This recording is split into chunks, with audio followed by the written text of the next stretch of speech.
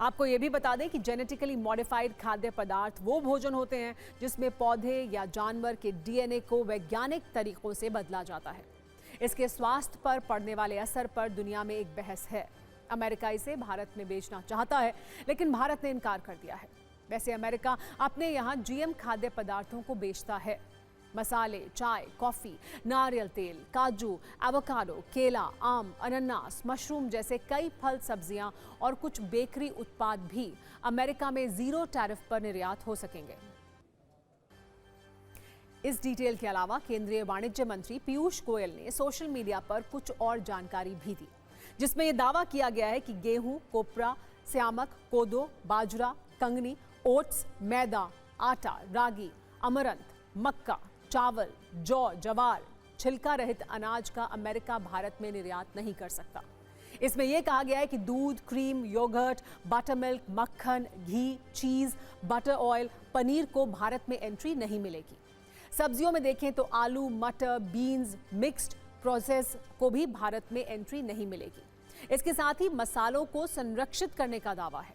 जो पोस्ट जारी किए गए हैं उनके मुताबिक काली मिर्च, लौंग, सूखी हरी मिर्च, दालचीनी, जीरा, हींग, अदरक समेत कई तरह के मसाले अमेरिका भारत में नहीं बेच पाएगा। भारत सरकार का दावा है कि ये दोनों देशों के लिए बेहतर है। इससे भारत को अमेरिका का बड़ा बाजार मिल गया है, जो उसे पड़ोसियों पर एक बढ़त देगा। एक बार सुनिए केंद्रीय वाणिज्य मंत्री पीयूष गोयल ने क्या कहा है।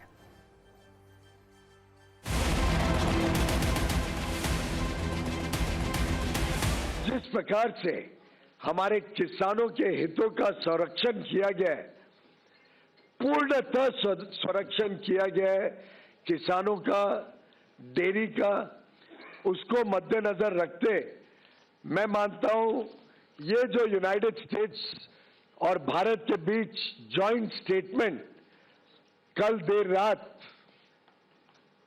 फाइनलाइज हुआ, विश्व के समक्ष रखा गया, इसका देश के कोने कोने में स्वागत हुआ है। 50% की जो रेसिप्रोकल टैरिफ भारत के निर्यात के ऊपर अमेरिका में लगती थी, वो अब 50% से घटकर मात्र 18% लगेगी। हमारे जितने अड़ोस पड़ोस के देश हैं, जितने देश हैं जिनके साथ हमारी स्पर्धा रहती है, उन सभी देशों से कम है। चाइना के ऊपर अमेरिका ने लगभग 35% ड्यूटी रखी है, वियतनाम पर 20%। कृषि के क्षेत्र में भी ऐसे कई सारे वस्तु हैं जो भारत से निर्यात होंगे अमेरिका में, जिस पर 0 रेसिप्रोकल टैरिफ लगेगा। चावल, गेहूं, चीनी, सीरियल्स, ये कोई रियायत नहीं दी गई है। मिलेट जैसे जवार, बाजरा, रागी, कोडो, अमरनाथ, इस पर कोई रियायत नहीं दी गई है।